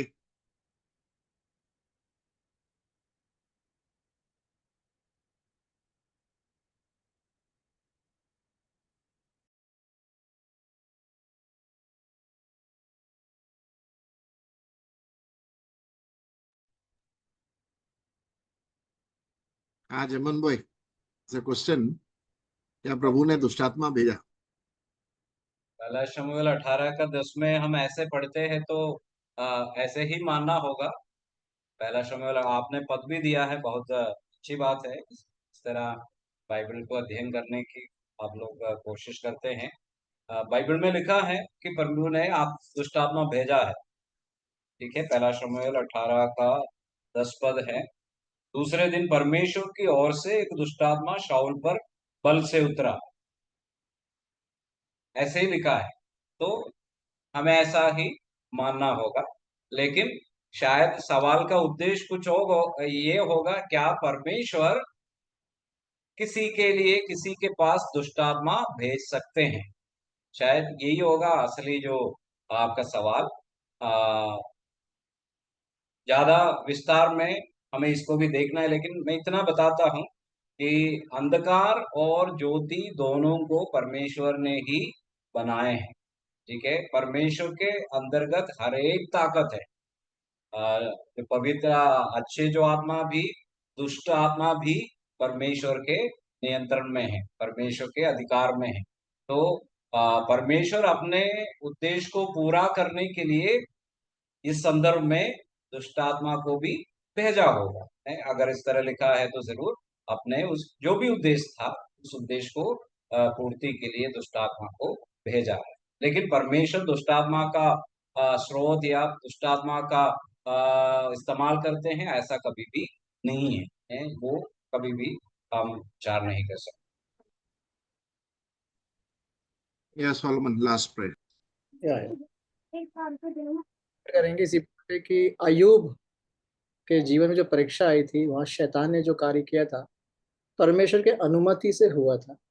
परमेश्वर स्रोत नहीं है, इस बात को भाई ने इसको स्पष्ट किया है, इस बात को हम समझ सकते। आइए हम इस सत्र को समाप्त करेंगे। भाई प्रशांत यादव जो मुंबई से हैं, भाई मेरी आवाज सुन पा रहे हैं तो प्रार्थना करके अंतिम इस सत्र को समाप्त करेंगे। भाई प्रशांत यादव मुंबई से। हेलो, यस भाई, मेरी आवाज आ रही? Yes brother. हाँ, प्रार्थना करते हैं। हे हमारे आसमानी पिता, फिर से एक बार हम आपका धन्यवाद करते हैं आज के इस दिन के लिए, जो आपने सुबह से लेकर अब तक आपने हमें संभाला है। आपने आपकी अगुवाई में आपने हमें चलाया है, इसके लिए हम आपका धन्यवाद करते हैं। इस शाम के समय में आपके चरणों के पास बैठकर वचन को सीखने के लिए आपने जो मदद किया, इसके लिए भी मैं आपका धन्यवाद करता हूँ। कल से लेके आज तक 2 दिन का जो सत्र रहा, जिसमें भाई ने हमें पहला शमूएल, सेकंड शमूएल, पहला राजा, जो अलग अलग किताबों से हमें सिखाया, इसके लिए मैं आपका धन्यवाद करता हूँ। भाई को आपने पवित्र आत्मा की अगुवाई किया, इसके लिए मैं आपका धन्यवाद करता हूँ। जो हम बैठे हैं पिता परमेश्वर ये वचन सुनने के लिए, आपने हमें भी मदद किया। इन वचनों के द्वारा आपसे सीखने के लिए आप जो मदद करते हैं, इसके लिए भी मैं आपका धन्यवाद करता हूँ। सच में परमेश्वर, आप बहुत ही अच्छे परमेश्वर हो, आप भले परमेश्वर हो। आपने हम जैसे पापियों को चुना, आपका पुत्र प्रभु यीशु मसीह के द्वारा आपने हमें अलग किया, आपके पुत्र और संतान बनाया, और इस वचन को हम सीख सके प्रभु यीशु मसीह के द्वारा, आपके चरणों के पास हम बैठ सके। ये धन्यता, ये जीवन आपने हमें दिया, इसके लिए मैं आपका धन्यवाद करता हूँ। पिता परमेश्वर, ये वचन सिखाने के लिए आपने भाई को जो मदद किया, इसके लिए भी मैं आपका धन्यवाद करता हूँ। इन वचनों के द्वारा हमें देखने को मिलता है कि कितना शुरुआत का समय कितना अच्छा राजाओं ने बिताया, लेकिन उनका अंत बहुत ही बुरे तरीके से हुआ। परमेश्वर, आपने हमें चुना है, आपके विश्वास में रखा है। मैं आपसे विनती और प्रार्थना करता हूँ, इन वचनों के द्वारा आप हमसे बात कर रहे हैं कि हम जो विश्वासी जीवन हम जी रहे हैं, वो आखिर तक विश्वास योग्य रहने के लिए आप हमें मदद करें। आप आपकी अगुवाई में आप हमें बढ़ाइए, पवित्र आत्मा में आप हमें चलाइए, और आपके विश्वास से हम कहीं भी हिले डुले नहीं, इसके लिए आप हमें मदद करें। ऐसे मैं आपसे विनती और प्रार्थना करता हूँ। इन वचनों के लिए मैं आपका धन्यवाद करता हूँ, भाई के लिए धन्यवाद करता हूँ, और DBTI जो इंस्टीट्यूट है, इनके द्वारा आप जो ये प्लेटफॉर्म खड़ा किया, और इनको भी आप मदद करते हो कि अलग अलग जो विषय है, वो विषय को विश्वासियों के सामने रख कर हम सबको विश्वास में और आगे बढ़ाने के लिए आप इन्हें मदद करते हो। इसके लिए मैं आपका धन्यवाद करता हूँ। सारे भाइयों को आप मदद करते हो, इसके लिए भी मैं आपका धन्यवाद करता हूँ। इस समय के लिए फिर से एक बार आपका धन्यवाद करता हूँ, और ये सभा जो समाप्त करने के लिए जो प्रार्थना का अवसर आपने मुझे दिया, इसके लिए भी मैं आपका धन्यवाद करता हूँ। सारा आदर, मान, महिमा, गौरव, सम्मान आपको देते हुए ये विनती प्रभु यीशु ख्रिस्त के नाम से मांगता हूँ। आमीन। आमीन ब्रदर। आमीन। Thank you brother. Thank you brother Prashant. Thank you so much. धन्यवाद ब्रदर।